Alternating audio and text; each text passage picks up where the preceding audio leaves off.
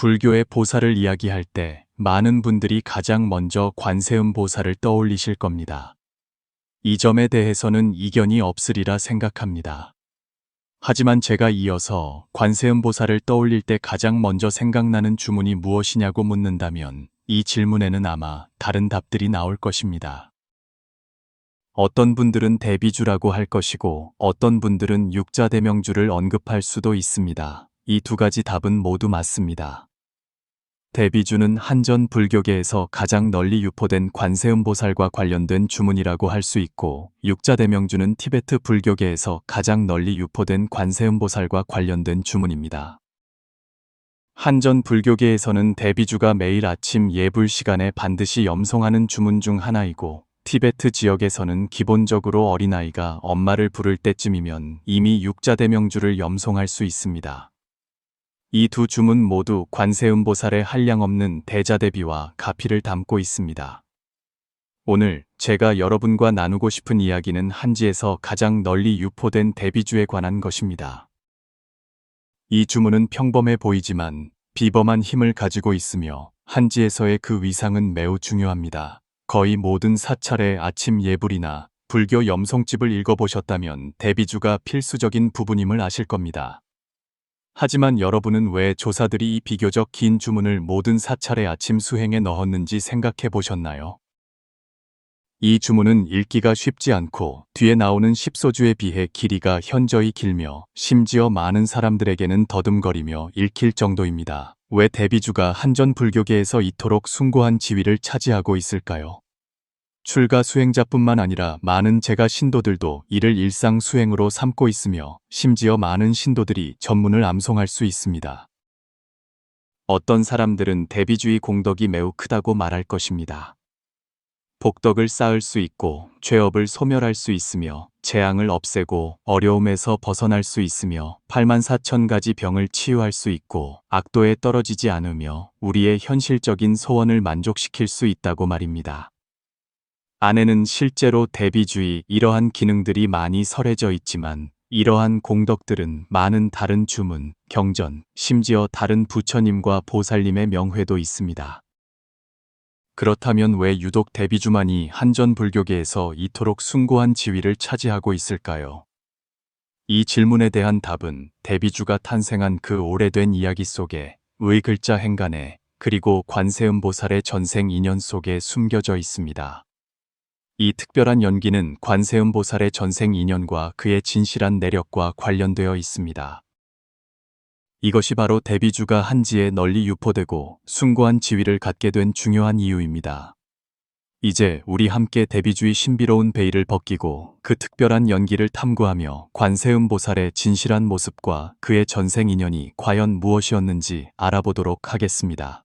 대비주, 그 전체 이름은 천수천안관 세음보살광 대원만무의 대비 심다라니 임에 기록되어 있습니다. 이 경전은 많은 불경과 비교했을 때 두 가지 매우 특별한 점이 있습니다. 첫 번째 특별한 점은 설법 장소인데 이 장소는 보타락가산이라고 불립니다. 이 이름을 들으면 많은 분들이 다소 익숙하게 느끼실 텐데 한전 불교에는 4대 보살의 성지가 있고 관음보살의 성지가 바로 보타산입니다. 왜 보타산이라고 불릴까요? 이 이름은 바로 에서 유래했습니다. 이 경은 석가모니 불께서 많은 사람들을 이끌고 관세음보살의 도량으로 가서 설하신 것입니다. 이 점이 매우 흥미로운데 이전의 많은 불경들은 설법 장소가 보통 부처님의 주무대, 예를 들어 기수고도권이나 사위국 등이었던 반면 이처럼 보살의 주 무대로 가서 설법하는 것은 쾌시 비교적 드문 일입니다. 두 번째 특별한 점은 주인공입니다. 여러분은 부처님께서 사람들을 데리고 갔으니 당연히 부처님께서 설법하셨을 거라고 생각하실 수 있지만 사실은 그렇지 않습니다. 비록 경전의 첫머리에는 부처님께서 많은 사람들을 데리고 관세음보살의 도량으로 가셨다고 기록되어 있지만 이 경의 주인공은 바로 관세음보살 본인입니다. 경에는 당시 관세음보살이 온몸에서 빛을 발하여 시방세계를 두루 비추었다고 기록되어 있습니다. 불경에서 광명을 발하는 것은 자주 등장하는 장면인데 예를 들어 능엄경이나 법화경에도 부처님과 보살이 광명을 발하는 묘사가 있습니다. 광명은 무엇을 의미할까요? 얕은 층위에서 보면 빛은 따뜻함과 밝음을 상징하며 차가움과 어둠에 대비됩니다. 부처님과 보살의 빛은 중생에게 따뜻함을 주고 밝음을 주며 중생 내면의 무명을 깨뜨릴 수 있습니다. 이것은 부처님과 보살이 중생을 이롭게 하는 한 가지 방식이며, 이 불빛에 비춰진 중생들은 몸과 마음이 모두 안락함을 얻고 장차 미혹을 깨닫고 깨달음을 얻을 수 있습니다. 더 깊은 층위에서 보면 소위 빛이라는 것은 바로 우리 자신의 본래 깨달음이며 우리 자신의 불성입니다. 부처님과 보살이 광명을 바라는 것은 이미 근기가 성숙하고 수행이 잘 된 중생들에게 부처님과 보살의 광명을 통해 자신의 본성을 발견하도록 인도하는 것입니다. 간단히 말해 부처님과 보살의 광명을 통해 수행이 잘 된 어떤 사람들은 깨달음을 얻고 자신의 본성을 볼 수 있으며 심지어 당장 성불할 수도 있습니다. 이것이 바로 이 경에서 부처님께서 보조적인 역할을 하시고 진정한 주인공은 광명을 바라는 관세음 보살이신 이유입니다. 이러한 구조의 경전은 불교 경전에서 매우 드물며 바로 이 때문에 과 그 안에 기록된 는 비할 데 없는 특별한 지위와 의미를 갖습니다. 법회 현장에서 관세음 보살이 광명을 발하여 시방세계를 두루 비춘 후 보이왕 보살이라는 수행자가 의아함을 느껴 자리에서 일어나 부처님께 여쭈었습니다. 이 광명은 어디에서 왔으며 누가 발한 빛입니까? 부처님께서 답하셨습니다. 그대는 알아야 하느니 이는 관세음 보살, 우리가 오늘 있는 도량의 주인이 발한 광명이니라. 관세음 보살이 광명을 발한 데에는 이유가 없는 것이 아닙니다. 제가 앞에서 말씀드린 것처럼 부처님과 보살이 광명을 바라는 것은 모두 중생을 이롭게 하기 위함입니다. 오늘 관세음 보살이 광명을 바란 것도 중생을 이롭게 하기 위함입니다. 이제 관세음 보살께서 여러분을 위해 설법하실 것입니다. 이렇게 하여 관세음 보살이 등장했습니다. 이 경의 주인공은 석가모니 불이 아니라 관세음 보살입니다. 석가모니 불은 여기서 사회자, 인도자와 같은 역할을 하고 진정한 주인공은 관세음 보살입니다. 관세음 보살은 부처님께 아뢰기 시작했습니다. 저에게는 중생에게 큰 안락을 가져다 줄 수 있는 주문이 있습니다. 이 주문의 이름은 대비주라고 합니다. 오늘 저는 대중을 위해 이 주문을 설하고자 하오니 세종께서 허락해 주십시오. 부처님께서 흔쾌히 허락하셨습니다. 좋다, 그대가 설하도록 하라. 이에 관세음 보살은 대비주의 유래를 이야기하기 시작했습니다. 아득한 옛날 청환광 정저열애란에 운 부처님이 계셨는데 그분께서 저와 당시의 중생을 이롭게 하기 위해 이 주문을 전수해 주셨습니다. 당시 부처님께서 이 주문을 전수해 주실 때 특별히 손을 제 머리 위에 얹으시고 저를 위해 이 주문을 염송해 주셨습니다. 저는 그렇게 이 주문을 듣게 되었습니다. 관세음 보살은 이어서 놀라운 사실을 말했습니다. 가장 신기한 것은 제가 이 주문을 듣고 난 후 즉시 초지보살에서 팔지보살로 나아갔다는 것입니다. 이것은 얼마나 놀라운 변화입니까? 초지보살에서 팔지보살로의 도약은 무엇을 의미할까요? 불교 수행의 단계를 알아보도록 하겠습니다. 불교, 특히 현효의 가르침에 따르면 사람이 보리심을 일으키는 것, 즉 부처가 되어 중생을 제도하겠다는 서원을 세우는 것에서 시작하여 마침내 성불하기까지 새 아승기겁의 수행을 거쳐야 합니다. 아승기는 산스크리트어의 음역으로 무량하다는 뜻이며 극히 오랜 시간을 형용합니다. 어떤 설에 따르면 1아승기겁은 1 뒤에 0이 60개 붙는 정도의 겁에 해당하며 1겁은 하나의 우주가 형성, 안정, 쇠퇴하여 완전히 소멸하는 데 필요한 시간을 의미합니다. 이 세 아승기겁의 수행은 여러 단계로 나눌 수 있습니다. 첫 번째 아승기겁 동안 수행자는 발보리심에서 초지까지 나아갈 수 있습니다. 초지보살은 성스러운 보살이며 초지 이하의 보살은 모두 범부보살로 아직 진정한 능력과 공력이 없습니다. 간단히 말해 초지보살은 공성에 대해 이미 진정한 체험을 했으며 많은 범부들이 갖지 못한 능력을 개발했습니다. 하지만 그렇다 하더라도 초지보살은 성불까지 아직 극히 먼 거리가 남아 있습니다. 초지에서 실지 사이에는 9개의 단계가 더 있으며 이 9단계의 수행에는 두 번째 아승기겁이 필요합니다. 두 번째 아승기겁은 2지에서 시작하여 7지까지 계속되며 세 번째 아승기겁은 8지에서 불지까지 수행합니다. 다시 말해 관세음보살은 대비주를 듣기 전에는 단지 초지보살이었지만 대비주를 듣고 난 후에는 2지에서 7지까지의 두 번째 아승기겁 전체를 뛰어넘어 세 번째 아승기겁의 8지 경지에 들어선 것입니다. 단 한 번 대비주를 듣는 것만으로 한 아승기겁 전체의 수행 공덕을 초월할 수 있다고 상상해 보십시오. 이는 대비주의 위력이 얼마나 엄청난지를 보여줍니다. 관세음보살은 계속해서 말씀하셨습니다. 당시 이 주문을 듣고 난 후 저는 서원했습니다. 만약 제가 미래의 모든 중생을 이롭게 하고 안락하게 할 수 있다면 저의 몸에 1000개의 손과 1000개의 눈이 갖춰지기를 바랍니다. 이 서원을 세운 후 관세음보살은 즉시 천수천안의 형상을 갖게 되었습니다. 1000개의 눈은 중생의 고통을 모두 볼 수 있음을 상징하고 1000개의 손은 모든 곳을 감지하여 중생의 고통을 덜어줄 수 있음을 상징합니다. 이것이 바로 우리가 잘 아는 천수천안관세음보살 형상의 유래입니다. 이 형상은 예술가의 상상이 아니라 깊은 불법적 의미를 담고 있으며 관세음보살께서 이 법회에서 친히 설하신 과거의 인연입니다. 여기까지 들으셨다면 여러분은 이미 왜 대비주가 한전 불교에서 이토록 숭고한 지위를 차지하는지 이해하기 시작하셨을 것입니다. 하지만 이야기는 아직 끝나지 않았습니다. 더 깊은 비밀이 뒤에 숨어 있습니다. 대비주의 신비로운 힘을 이해하기 전에 우리는 먼저 주문이 무엇인지, 불교의 주문은 과연 무엇이며 왜 주문을 염송하는 것이 효과가 있는지 알아야 합니다. 불교의 관점에서 볼 때 주문은 부처님과 보살님의 수행 결과입니다. 부처님과 보살님은 모두 범부로부터 수행을 통해 이루어졌으며 우리와 같은 평범한 사람들이 조금씩 수행을 쌓아 올라간 것입니다.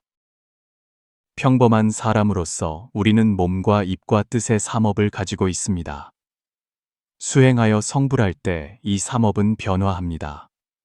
몸은 법신, 보신, 화신으로 바뀌고 입은 주문으로 바뀌며 뜻은 공성의 지혜로 바뀝니다. 그러므로 주문은 실제로 부처님과 보살님의 남은 업, 청정해진 모습의 드러남입니다. 모든 부처님과 보살님은 자신의 주문을 가지고 있으며 이는 그들의 수행 결과를 나타냅니다. 여러분이 수행하여 성불하면 여러분 또한 자신의 주문을 갖게 될 것입니다. 그렇다면 왜 주문을 염송하는 것이 효과가 있을까요? 이는 두 가지 관점에서 이해할 수 있습니다. 얕은 층위에서 보면 주문은 부처님과 보살님의 신분을 상징하며 부처님과 보살님과 소통하는 방식입니다. 마치 여러분이 새로운 친구를 사귀고 그 친구가 여러분에게 명함을 주는데 그 명함에는 그의 이름, 직책, 연락처가 적혀 있는 것과 같습니다. 주문은 범부와 부처님과 보살님 사이의 소통 방식, 즉 전화번호나 소셜미디어 계정과 같습니다. 여러분이 주문을 염송할 때 그것은 마치 부처님과 보살님께 전화를 거는 것과 같으며 부처님과 보살님과 연결되는 것입니다. 그러면 부처님과 보살님의 에너지가 끊임없이 여러분에게 전달됩니다. 더 깊은 층위에서 보면 주문은 바로 부처님과 보살님 본인입니다. 이는 비유가 아니라 실제 의미에서의 동일함입니다. 여러분이 육자대명주를 염송할 때 여러분은 관세음 보살이 되어가는 것입니다. 비록 우리의 지송 품질이 낮고 마음이 쉽게 산란하여 100% 관세음 보살이 될 수는 없지만 다소나마 관세음 보살의 에너지를 얻게 됩니다. 지송 횟수가 늘어나고 품질이 향상될수록 이러한 변화는 더욱 뚜렷해질 것입니다. 그러므로 대비주의 효능은 미신이 아니라 깊은 불법적 근거를 가지고 있습니다. 우리가 대비주를 염송할 때 우리는 어느 정도 천수천안 관세음보살이 되어 관세음보살의 대자비심과 대지혜를 얻게 됩니다. 이것이 바로 대비주가 그토록 많은 기적을 가져올 수 있는 이유입니다. 대비주의 공덕과 이익은 과연 얼마나 광대할까요? 에서 관세음보살과 부처님께서는 대비주를 지송하는 것에 온갖 불가사의한 공덕을 상세히 설하셨습니다. 이러한 공덕은 우리가 흔히 듣는 멸죄, 복덕, 소재멸란, 치병 등의 기본적인 효능뿐만 아니라 몇 가지 특별히 실용적이고 신기한 효과도 포함합니다. 첫째, 관세음 보살께서는 경에서 말씀하셨습니다. 대비신주를 지송하는 자가 무량 삼매 변제를 얻지 못한다면 나는 증거를 이루지 못하리라. 이 말씀의 의미는 만약 어떤 사람이 대비주를 염송했는데 삼매와 변제를 얻지 못한다면 관세음 보살은 성불하지 않겠다는 것입니다. 삼매란 무엇일까요? 이는 산스크리트어의 음역으로 번역하면 선정입니다.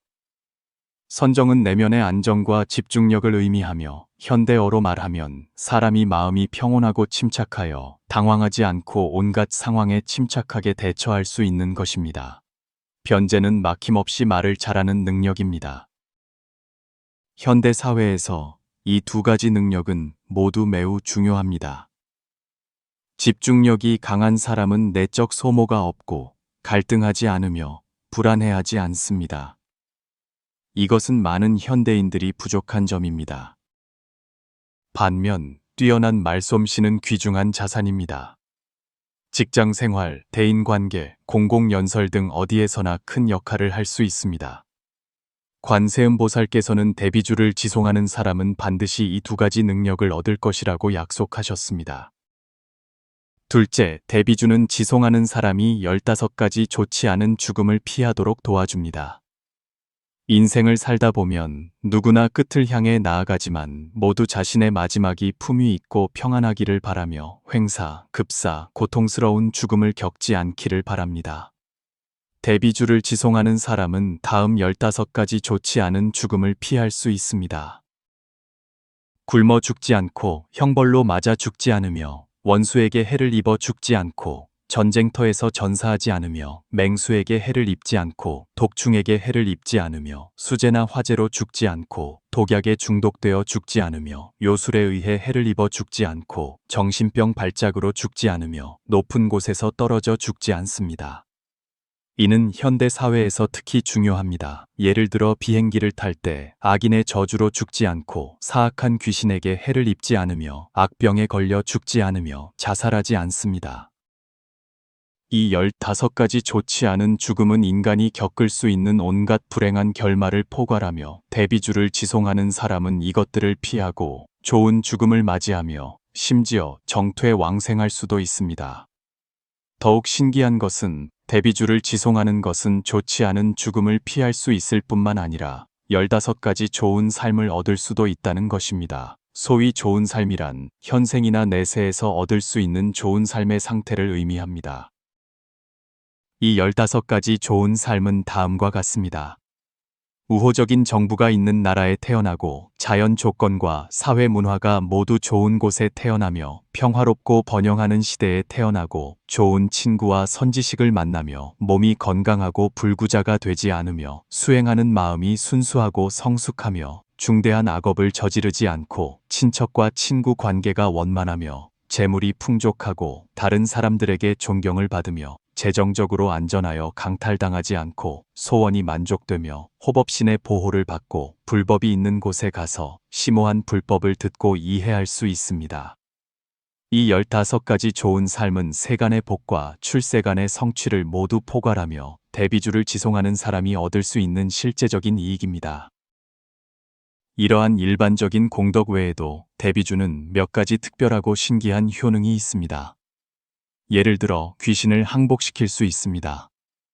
경에서는 만약 야외에서 폐관 수행을 하는데 그 지역에 귀신이 방해하려고 하면 대비주를 염송하기만 하면 심지어 한 번만 염송해도 그 귀신들은 밧줄에 묶인 것처럼 꼼짝 못하게 된다고 말합니다. 대비주는 또한 자신을 보호하기 위한 결계를 맺는 데에도 사용할 수 있습니다. 소위 결계란 안전한 범위를 정하는 것입니다. 경전에서는 다양한 결계 방법을 제공합니다. 칼, 정수, 흰깨, 자해 또는 오색 실을 사용할 수 있습니다. 방법은 간단합니다. 대비주를 21번 염송하여 이 물건들을 가피하고 땅의 범위를 긋거나 가피된 물건들을 보호하려는 범위의 경계에 뿌립니다.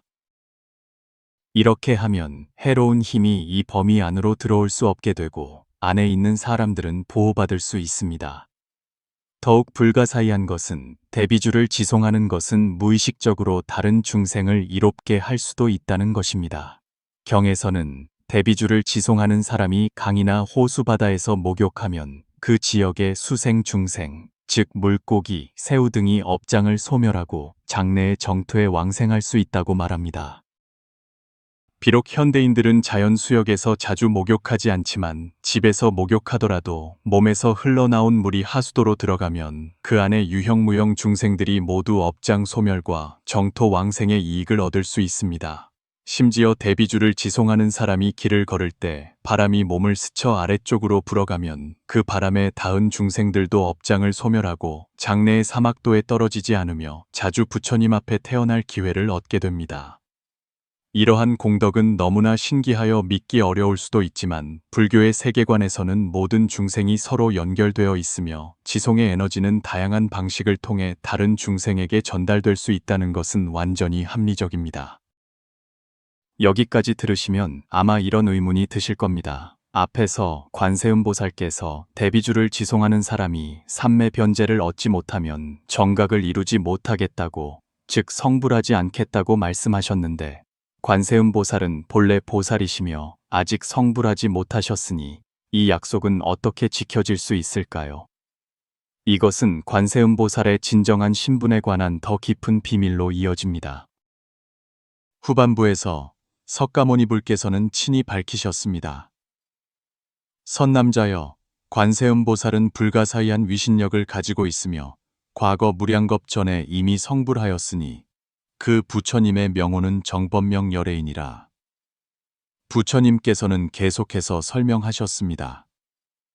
관세음보살은 대자대비의 서원력으로 일체 보살을 발심시키고 모든 중생을 안락하게 성숙시키기 위해 보살의 몸으로 나타나신 것이다.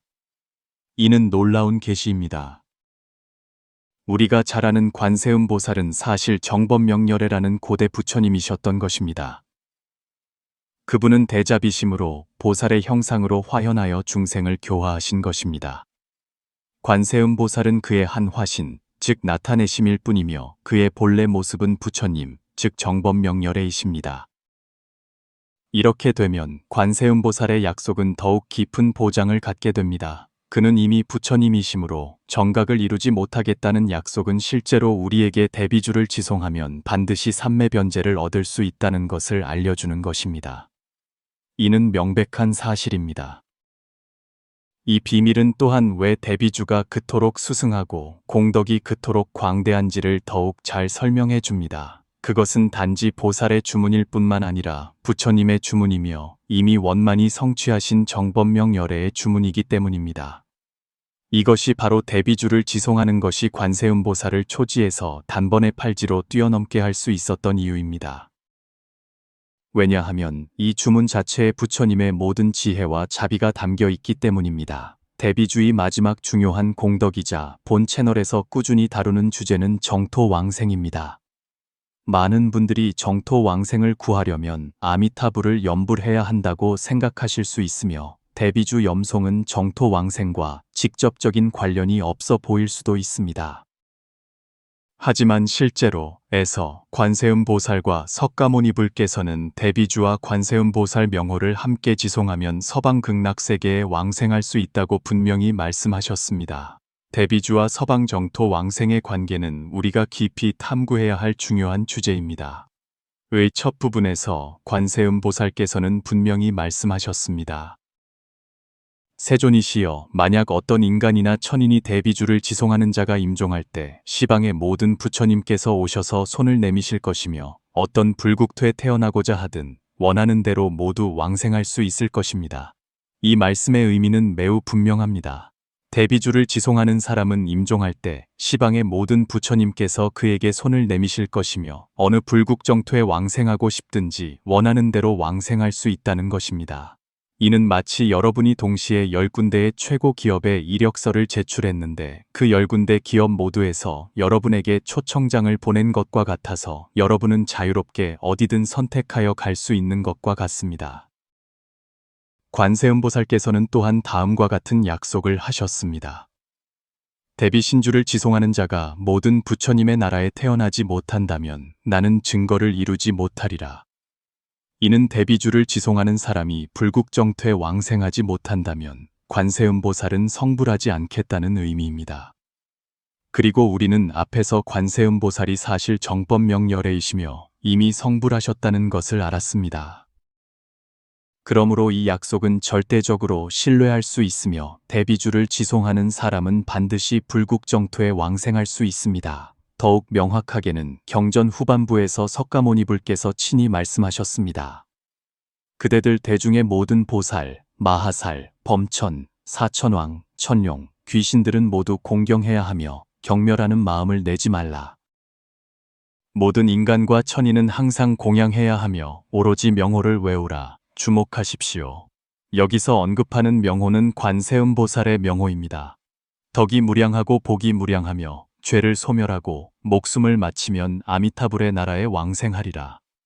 이 말씀은 분명하게 우리에게 관세음보살의 명호를 염송하면 아미타불의 정토, 즉 서방 극락세계에 왕생할 수 있다는 것을 알려줍니다. 역사적으로도 대비주를 염송하여 극락세계에 왕생한 사례가 많이 있습니다. 에는 이러한 예가 많이 기록되어 있습니다. 예를 들어 5대 시대의 관리였던 장항은 평생 10만 번 대비주를 염송하고 서방 극락세계 왕생을 발원했는데 임종시 극락세계가 그의 집안에 나타나는 것을 친히 보고 편안히 왕생했습니다.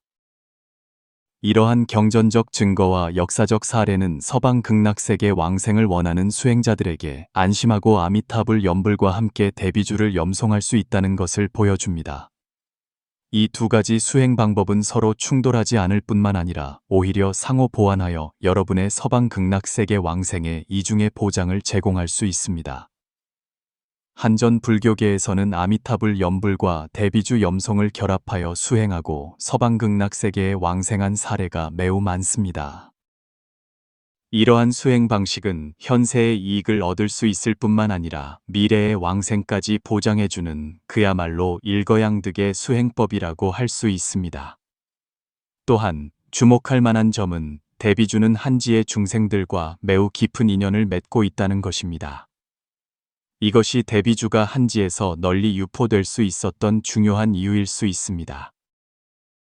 이렇게 긴 주문이 읽기 쉽지 않음에도 불구하고 한지 불교에서 이토록 중요한 지위를 차지하고 조사들에 의해 매일의 수행에 포함된 것은 그 자체로 대비주와 한지 중생들 사이에 말로 표현하기 어려운 깊은 인연이 존재한다는 것을 보여줍니다. 우리가 대비주를 지송할 때 개인적인 복과 지혜를 얻을 수 있을 뿐만 아니라 드러나지 않게 중생을 이롭게 하고 궁극적으로 서방극락세계에 왕생할 수 있습니다. 이처럼 공덕이 광대한 주문은 실로 우리가 진지하게 배우고 수행할 가치가 있습니다.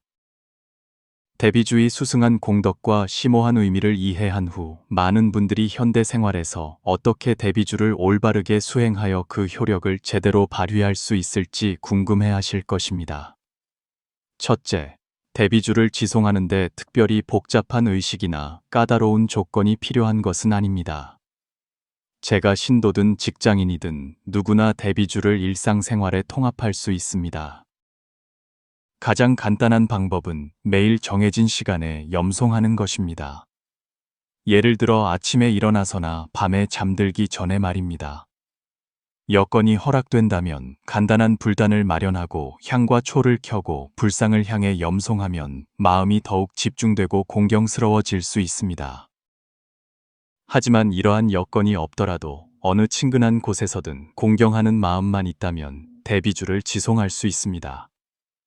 현대인들은 바쁘기 때문에 시간이 제한적이라면 출퇴근길이나 휴식 시간에 묵념할 수도 있습니다. 중요한 것은 형식이 아니라 꾸준히 지속하는 것과 진실하고 공경하는 마음입니다. 대비주를 지송할 때는 최대한 집중하여 입과 마음이 다르게 움직이지 않도록 해야 합니다. 초심자는 어려움을 느낄 수 있습니다. 주문이 길고 틀리거나 잊어버리기 쉽습니다.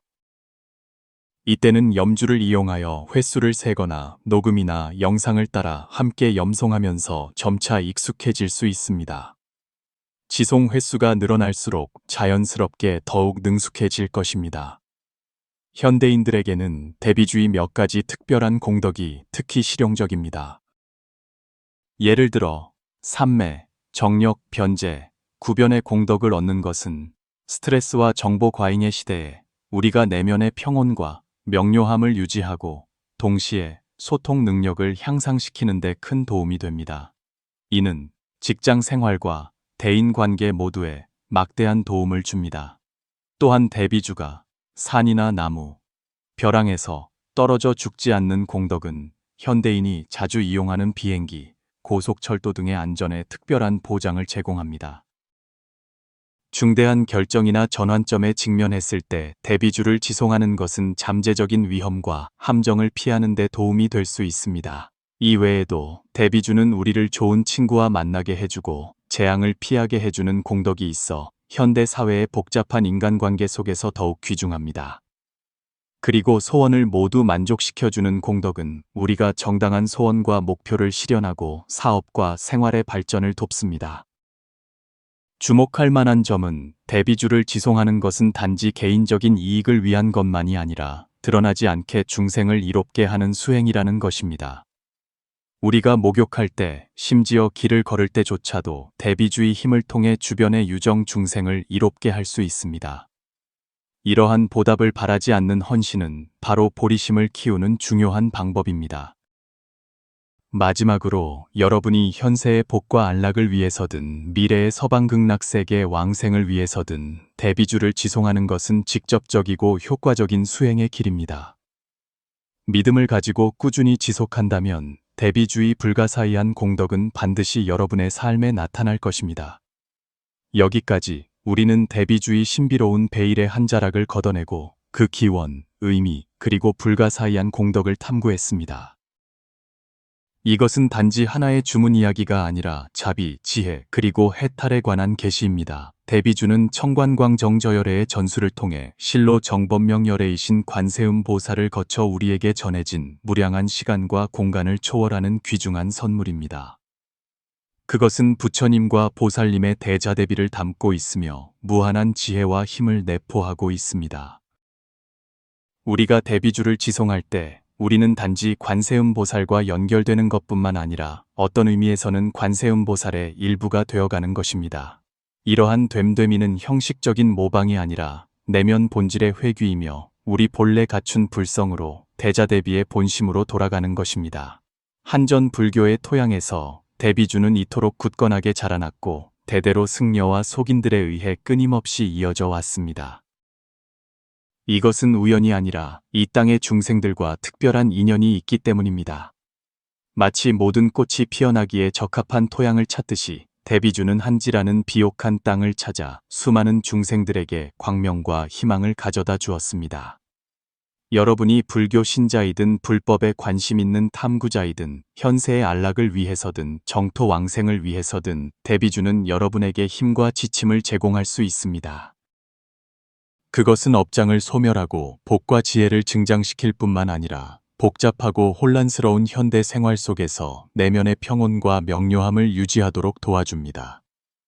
변화와 도전으로 가득한 오늘날, 우리는 그 어느 때보다 관세음보살의 대자대비가 필요하며 대비주는 바로 이 자비의 구체적인 표현으로서 우리가 날마다 염송하고 시시때때로 의지할 수 있는 힘의 원천입니다.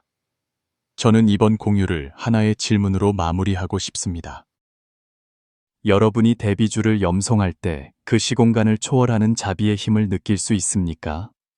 여러분은 주문의 음절 속에서 관세음보살께서 중생에게 보내시는 무한한 보살핌을 들을 수 있습니까? 만약 아직 대비주의 힘을 경험해 보지 못하셨다면 오늘부터라도 매일 조금씩 시간을 내어 마음을 다해 이 신비로운 주문을 염송해 보십시오. 시간이 지남에 따라 여러분은 삶 속의 많은 변화가 이 단순하면서도 심오한 수행에서 비롯되었음을 발견하게 될지도 모릅니다. 댓글란에 여러분의 대비주에 얽힌 이야기나 대비주에 대한 이해와 깨달음을 공유해 주시면 감사하겠습니다. 다음 시간에 다시 뵙겠습니다.